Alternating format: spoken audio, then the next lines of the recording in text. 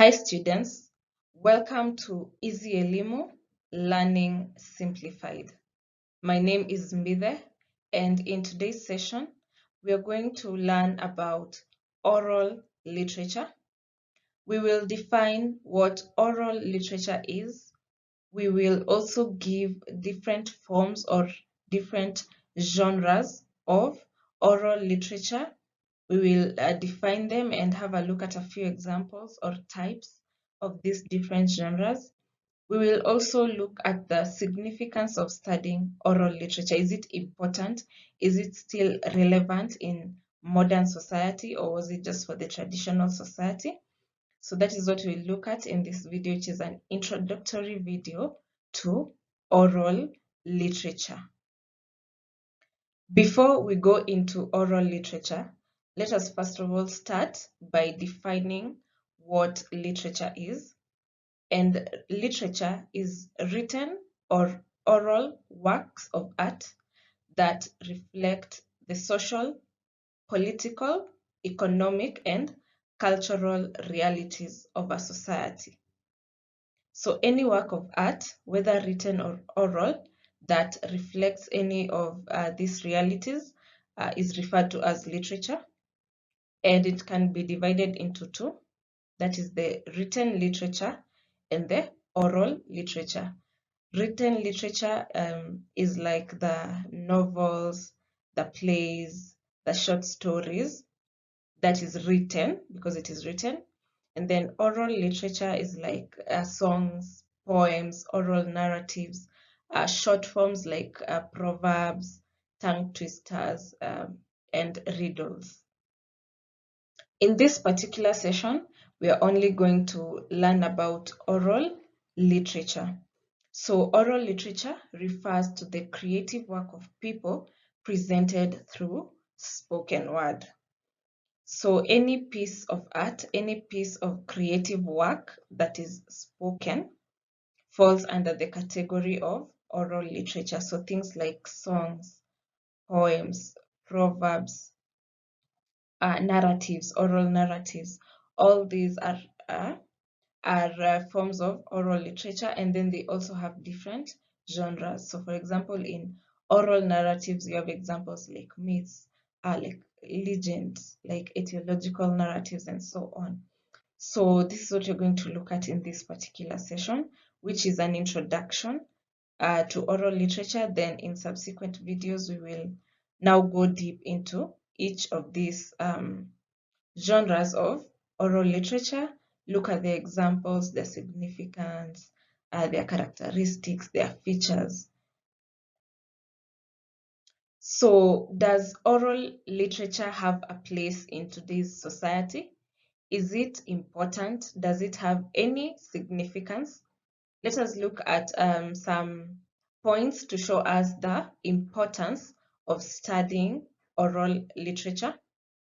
The first one is that oral literature helps us understand ourselves, our roots, and our culture, because items of oral literature are filled with cultural knowledge and practices. For example, when you talk about oral narratives like the myths, the legends, they talk about our cultures, and that helps us then to know our culture, to know practices, maybe things that were done long before we were born.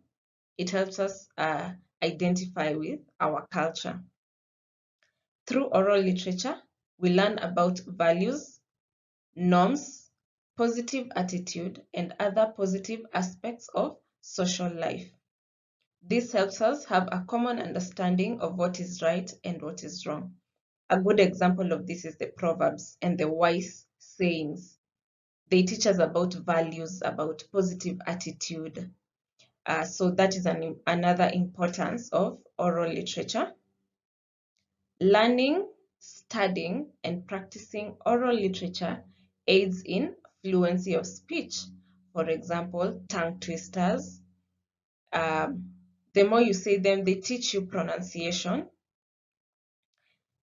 And oral narratives will help you in your speech, like when you're speaking in front of people, you know, you will learn tonal variation, facial expressions. So Oral literature, any form of oral literature, is a good tool to help you if you're seeking to improve your oral skills, improve your fluency, your confidence in speaking in front of people. Then oral literature is good for that. And lastly, oral literature exposes us to other cultures, and that helps us appreciate other cultures.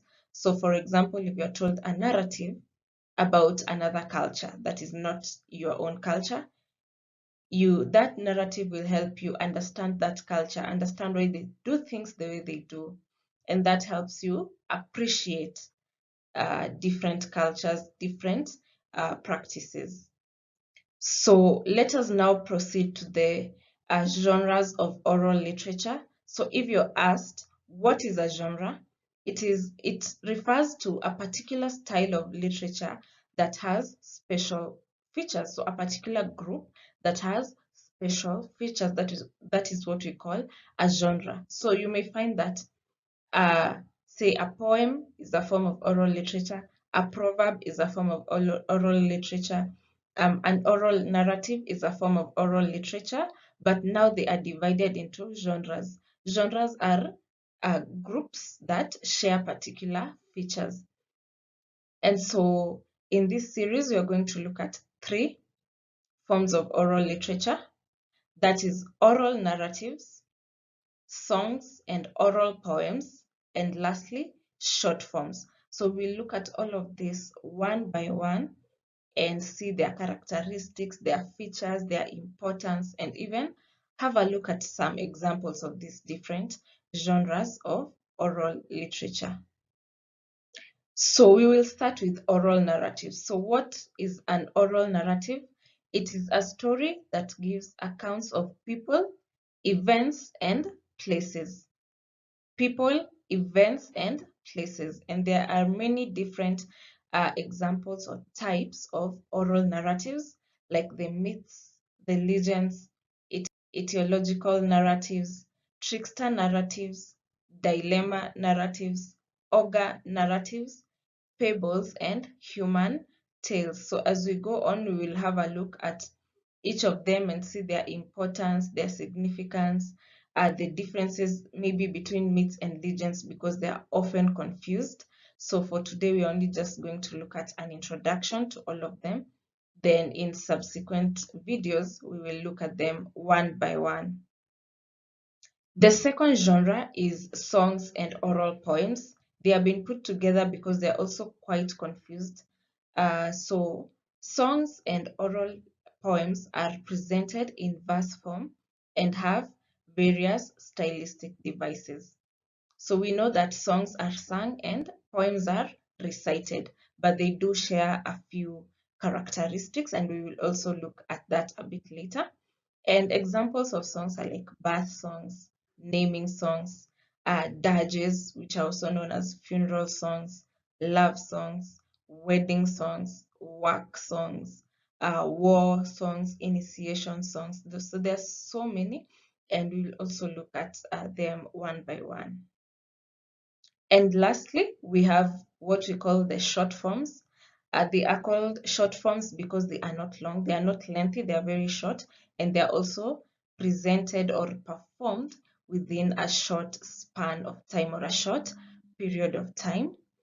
They include proverbs and wise sayings, riddles, tongue twisters, and puns. So that's it. This was just an introduction to oral literature to have a general understanding of what oral literature is, and then also have a quick mention of the different genres of oral literature. So in subsequent videos, we will now go deep into each genre, and there we will look at their definition, their characteristics, their examples, why it is important to study them, or what significance they have to us right now. Are they still significant, or are they just significant in the traditional society? So we look at that in subsequent videos. For now, you can have a look at the quiz for further practice. State 4 reasons why it is important to study oral literature.